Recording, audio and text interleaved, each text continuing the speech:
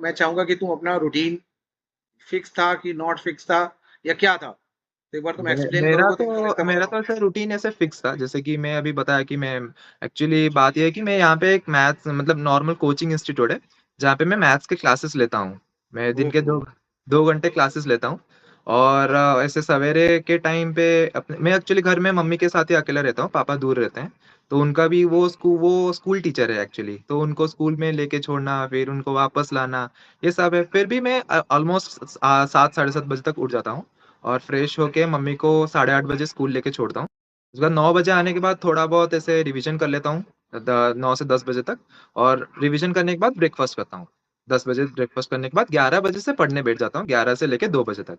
फिर लंच करके 2:30 बजे जाता हूँ अपना कोचिंग, 2:30 से 4:30। 4:30 बजे आने के बाद घर में वापस आता हूँ, 4:30 से 6:30 बजे और थोड़ा रिवीजन कर लेता हूँ, रीजनिंग हो गया, कंप्यूटर हो गया, ज़्यादातर यही टाइम पे कंप्यूटर पढ़ता हूँ। और उसके बाद 4:30 बजे से मेरे पड़ोसी के जितने भी बच्चे हैं वो आ जाते हैं मेरे पास पढ़ाई करने के लिए। मैं उनको भी ट्यूशन्स लगा लेता हूँ। वो भैया भैया मुझे पढ़ा दो, मुझे पढ़ा दो, तो मैं उनको भी थोड़ा बहुत 1 घंटा 2 घंटा पढ़ा लेता हूँ।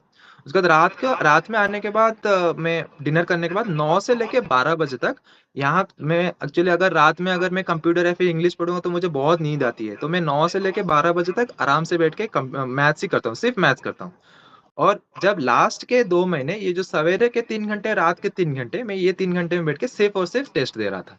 कि 11 से लेके 2 बजे तक, 11 से लेके 1 बजे तक मैंने एग्ज़ाम दिया और 1 से लेके 2 बजे तक एनालिसिस की। उसके बाद 9 से मतलब रात को 9 से 12, 9 से लेके 11 बजे तक मैंने एग्ज़ाम दिया, 11 से लेके 12 तक मैंने एनालिसिस की, जितना गलत हुआ उसको ठीक किया, कहाँ गलत हुआ क्योंकि मेरे से थोड़ा बहुत ज़्यादा सिली मिस्टेक हो रहा था, बहुत ज़्यादा सिली मिस्टेक हो रहा था। वो एग्ज़ाम के मतलब 70 मिनट में 50 क्वेश्चन करने थे ना सर, तो इसीलिए मेरा था कि मैं ज़्यादा से ज़्यादा करूँगा। थोड़ा ईगोइस्टिक हो गया था कि मैथ तो मेरा स्ट्रॉन्ग पॉइंट है, तो ज़्यादा से ज़्यादा करूँगा। तो उससे मेरा सिली मिस्टेक्स हो रहा था। वो मैं एक्चुअली शेयर करना चाहूँगा कि ईगो पे मत लेना कभी भी। कभी भी ईगो पे मत लेके क्योंकि जो एग्ज़ाम सेट कर रहा है वो तुम्हारा ईगो ब्रेक कर देगा। तुम 5 क्वेश्चन करोगे, छठे क्वेश्चन पे लटकोगे, तो तुम मतलब सोचोगे कि मेरा तो मैथ सही है, मैं ये करूँगा, तो 5 मिनट कब निकल जाएगा पता नहीं चलेगा। तो जो नहीं आता उसको स्किप करो, आगे बढ़ते रहो, आगे बढ़ते रहो। जो स्किप करो फिर एट द एंड अगर आपके पास 10 मिनट है तो वो द 15-20 क्वेश्चन जितने बचे हैं उनमें से और 4-5 लगा सकते हो। पर ईज़ी क्वेश्चंस को पहले करोगे, फिर डिफिकल्ट, फिर बहुत ज़्यादा डिफिकल्ट, बहुत ज़्यादा डिफिकल्ट को नहीं करने। सिर्फ़ ईज़ी और मॉडरेट को करके आने हैं। यही मैं जितना एग्ज़ाम्स दिया उससे पता चला। और लास्ट के 2 हफ्ते जहाँ पे मैंने कोचिंग से लीव ले ली, मैंने नहीं किया कोचिंग जाना। मैं जिस टाइम पे एग्ज़ाम होता है जैसे 2 से 4 बजे तक, मैं अपने आप को उस टाइप के एक्वेंटेड किया कि 2 से 4 बजे तक ही मैं बैठ के एग्ज़ाम दूँगा। 2 बजे से 4 बजे तक। कि इसी टाइम पे एग्ज़ाम दूँगा कि वहाँ पे मुझे ऐसे पता नहीं चल क्योंकि ऐसे बहुत लोग क्या है कि मैं दोपहर में सोना चाहता हूँ, तो वहाँ पे नींद आएगी। तो 2 से लेके 4 बजे तक जैसे एग्ज़ाम होता है तो मैं यहाँ पे ऐसे प्रिपेयर होने लगा कि साढ़े 1 बजे तक बैठ गया कि सेंटर में भी साढ़े 1 तक पहुँच जाऊँगा। आधा घंटा बैठा, त खुद को प्रिपेयर किया, फिर 2 से लेके 4 बजे तक एग्ज़ाम दिया, फिर 4 से 5 बजे तक एनालिसिस की। ऐसे धीरे-धीरे मैं किया। पहले-पहले मतलब स्कोर्स बहुत कम आए थे कि जब मैंने पहली बार 2024 का पेपर दिया, मेरे 305 मार्क्स बने। फिर मैंने सोचा नहीं यार रिवीजन करना पड़ेगा, ये सारे कॉन्सेप्ट्स है, बहुत पीछे हूँ। फिर जाके मैंने अच्छे से पढ़ाई की, कहाँ-कहाँ गलती हो रही थी, स्टैंडर्ड डेविएशन, मीन डेविएशन में गलती हो रही थी, उसको सही किया। लिमिट्स में थोड़ा बहुत गलती हो रही थी, उसको सही किया। क्योंकि ग्रेजुएशन में ये सारे नहीं पढ़ाए जाते, ये तो 12th तक है, ग्रेजुएशन में सारे थ्योरी टॉपिक्स हैं। तो उसको वापस रिवीजन किया। फिर जाके जब मैंने 2024 का पेपर दिया, तो उसमें मेरे 580 नंबर बने। फिर मैं बना अच्छा, तो ये गलती कर रहा था मैं। तो वहाँ पे पता चला फिर आराम से धीरे-धीरे दिया, फिर एग्ज़ाम हुआ, फिर खुश हो गया। अच्छा एक और चीज़ है कि यार तुम्हारी जर्नी में काफ़ी जैसे कि अभी तुमने कोचिंग की बात भी करी, मम्मी को छोड़ने जाते हो, इतनी सारी चीज़ें हैं फिर भी तुमने समझ में आया कि एक रूटीन चार्ट तुम्हारे अंदर था। और कुछ लोग क्या है कि यार बिल्कुल दिन भर और रात भर भी उनके पास कुछ भी नहीं है, पढ़ाई है।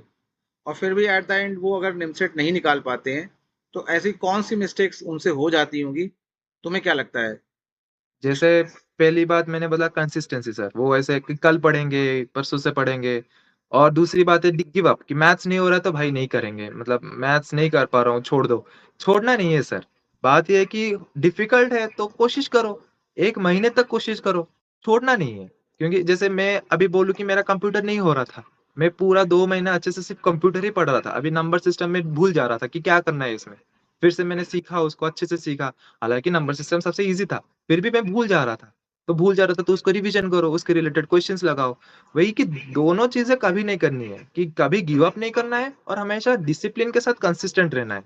ये दोनों चीज़ हम आप किसी को भी पूछो जो अच्छा रैंक ला रहा है, अच्छे से पढ़ रहा है, ये दोनों चीज़ उसमें हमेशा है। अगर कोई चीज़ उसको नहीं आ रहा है तो वो कभी गिव अप नहीं करेगा। उसको ट्राई करेगा, लास्ट तक ट्राई करेगा। नहीं हो रहा है तो उसके रिलेटेड कुछ तो पता होगा।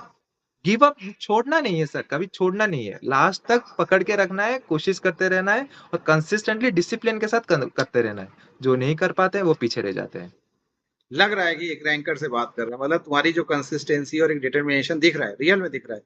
अच्छा, एक और चीज़ है कि जो सबसे ज़्यादा मेरे मन में आती है कि क्या तुम्हें गाइडेंस और रोड मैप का रोल लगता है कि किसी चीज़ को क्रैक करने के लिए गाइडेंस या रोड मैप ज़रूरी होता है? बहुत या ज़रूरी होता है सर। न जैसे अभी बोलूँ कि एमबीए के टाइम पे मेरे पास कोई रोड मैप नहीं था, सच बताऊँ तो। क्योंकि मैं डायरेक्टली पढ़ रहा था, उसमें उसमें इंग्लिश का सेक्शन बहुत टफ आता है। तो मेरे पास कुछ गाइडेंस नहीं था, मैं ऐसे डायरेक्टली पढ़ रहा था। जब पेपर दिया तब पता चला कि यार अगर इसको अच्छे से पढ़ लेता या इसको अच्छे से पढ़ लेता, इसको इतने सिस्टमैटिकली पढ़ता, तो कुछ अच्छा हो जाता। फिर जाके मैंने अच्छे से पढ़ा, फिर जाके मेरे सीयूटी पीजी में थोड़ा बहुत अच्छे मार्क्स आए। फिर वहाँ से जब पता चला नहीं हो रहा है, तो यहाँ पे मैंने एक अच्छा टाइम टेबल बनाया, रूटीन बनाया कि जितने साइड जॉब्स है, उनको साइड करो, पढ़ाई का 6 घंटा निकालो और कब, कहाँ, क्या पढ़ना है। जैसे कंप्यूटर को डेली पढ़ना है, जो वीक है उसको डेली तो पढ़ना है, जो स्ट्रॉन्ग है उसके अच्छे क्वेश्चंस लगाने हैं। तो रोड मैप और गाइडलाइन सबसे बड़ी बात है सर। और उसके साथ एक एक्स्ट्रा है टेस्ट सीरीज। टेस्ट सीरीज दिया करो, क्योंकि टेस्ट से ही तुम्हारा लेवल पता चलेगा। ये सच है। मतलब मैं जब जेई के लिए भी पढ़ता था तब भी मेरे 96 परसेंटाइल आए थे जेई में। तो तब भी टेस्ट सबसे इम्पोर्टेंट था। टेस्ट एक्चुअली तुम्हें बताएगा कि तुम कितने पानी में हो। तो गाइडिंग्स, रोड मैप और टेस्ट, ये 3 इम्पोर्टेंट चीजें एक रैंकर के लिए।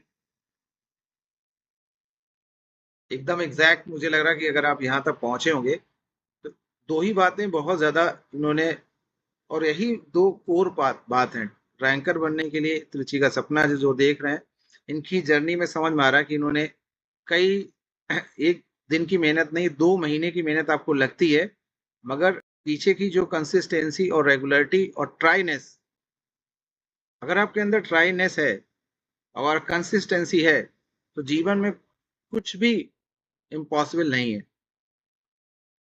रश्मि रंजन साहू, यस मुझे सर। लग रहा है कि ये बेस्ट एक पॉडकास्ट होगा मेरे लिए, और एक अलग ही एक्सपीरियंस है मुझे।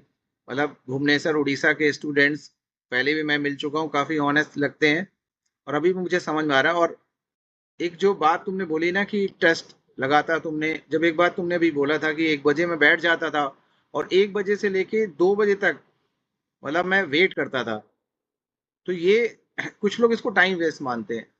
मतलब आप बिल्कुल साइकोलॉजिकली प्रिपेयर हो रहे थे कि 1 घंटा में टेस्ट सेंटर पे पहले वेट करना होगा, तो वो भी बहुत ज़्यादा मैटर करता है। तो फाइनली रश्मि रंजन, मैं तो बहुत प्रभावित हूँ, आउटस्टैंडिंग जर्नी रही तुम्हारी। और तुमने जो डिसीजन लाइक 2 महीने, देखा जाए 2 महीने में तुम फर्स्ट राउंड में एनआईटी तिरछी ले लेते हो, जो तुमने कभी सोचा भी नहीं होगा कि यू टर्न हो डेफिनेटली। जाएगा, सीयूटी पीजी के बाद एक यू टर्न होगा और मारुला क्लासेस जर्नी के पार्ट बन जाएगी। और लास्ट में कंक्लूजन मैं चाहूँगा कि अपने जूनियर्स जो 2026 में तुम्हारे जूनियर बन के आए, तो तुम उनको फाइनली क्या मैसेज देना चाहोगे, जिससे वो की पॉइंट्स लेके और तुम्हारी बात को फॉलो करके इस पॉडकास्ट का वर्थ हिट निकले। यानी कि नेक्स्ट ईयर कोई ऐसा बच्चा जरूर बोले कि हमने रश्मि रंजन साहू की कुछ बातों को ध्यान रखा, और आज वो, मैं चाहूँगा लिटरली, तुम भी चाहोगे कि तुमसे अच्छा रैंक हो दे, जो तुमने मिस्टेक्स करी वो इम्प्रूव करे। तो सम अप कर दो इस सेशन को। ठीक है सर। तो जैसे कि मैंने पहले भी बोला था, कंसिस्टेंसी और हार्ड वर्क। और उसके बाद है सबसे मेन जो और एक है कि ईगो पे नहीं लेना है। आप जो भी सवाल ले रहे हो, आप 10 मिनट में सोचो पहले कि 50 मिनट के 10 मिनट में आपने सिर्फ 4 क्वेश्चंस लगाए, कोई बात नहीं। उसके बाद आगे कर रहे हो, धीरे धीरे करते रहो। और ऐसा नहीं, कोई क्वेश्चन पे अगर अटक गए तो रोक दो, आगे स्किप कर दो। ऐसा नहीं है कि मैं मेरा स्ट्रॉन्ग जोन है सीक्वेंस एंड सीरीज, तो मैं ये वाला सवाल तो करूंगा ही करूंगा। आप वो वाला सवाल जब तक करोगे तब पता चलेगा कि आपने 3 क्वेश्चंस और कर पाते उस टाइम पे। तो समय समय वहां पे बहुत इंपॉर्टेंट है। ऐसे अगर आपको पूरा दिन दिया जाए तो आप पूरा पेपर सॉल्व कर देंगे, पर वहां पे पूरा दिन नहीं दिया जाता, वहां पे सिर्फ 2 घंटे ही है, जिसमें मैथ का सेक्शन सिर्फ 70 मिनट और रीजनिंग का सिर्फ 30 मिनट। तो उसी टाइम के अंदर आपको सब कुछ करना होता है। तो आपको हमेशा अपने टेस्ट जितने भी देते हो, वो टेस्ट को अपने अच्छे से एनालाइज़ करना है। हाँ, कुछ बच्चे हैं जो टेस्ट दे देते हैं, उसके बाद हाँ, चलो हो गया, इतना मार्क्स हो गया, चलो आगे बढ़ते हैं। पर नहीं, जो गलत हुए उसको सही कैसे करना है वो देखो, क्योंकि जब नेक्स्ट एग्ज़ाम पे वही क्वेश्चन फिर से आ जाए, तो आपको पता चलेगा अरे यार! तो पिछले टेस्ट में आया था, इसको अगर पढ़ लेता तो ये वाला सही हो जाता। तो अपने गलतियों को सुधारो, जो सही है उसको सुधारना क्या है, जो गलत है उसको सुधारो। तो उसके हिसाब से आगे बढ़ो। तो पहला है ईगो ब्रेक करना है और अपना जो गलती हो रहा है उसको सही करना है और कंसिस्टेंटली हार्ड वर्किंग डिसिप्लिन से आगे बढ़ना है। मज़ा आ गया, एक वर्ड होता है और मुझे लग रहा है कि सही बंदे को एनआईटी त्रिची मिली जो डिज़र्व करता है। थैंक यू कोई सर। डाउट ही नहीं लग रहा है तुम्हारी जर्नी में कि तुम्हें एनआईटी त्रिची क्यों नहीं मिले।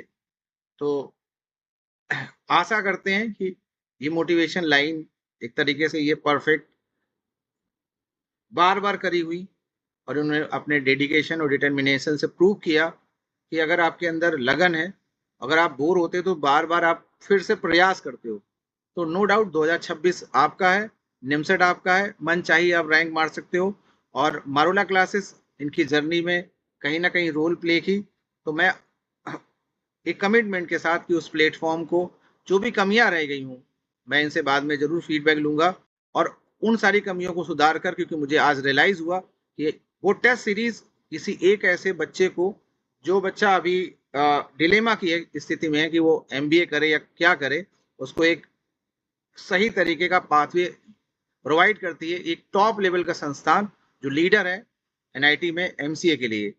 तो इनकी सक्सेस जर्नी के लिए आगे इनके फ्यूचर के लिए मेरी बहुत सारी शुभकामना कामनाएं। तो thank you sir. Thank you Rashmi Ranjan Sahu, फिर आगे मिलते रहेंगे। तो आज के लिए इतना ही।